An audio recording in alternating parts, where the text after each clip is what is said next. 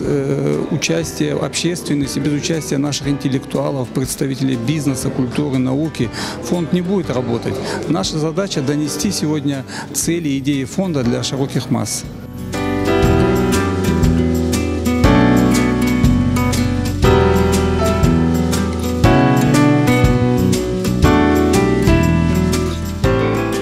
«100 лет назад Исмаил Муфтизаде, это близкий друг Исмаила Гаспринского, инициировал Хайрие Джемиете.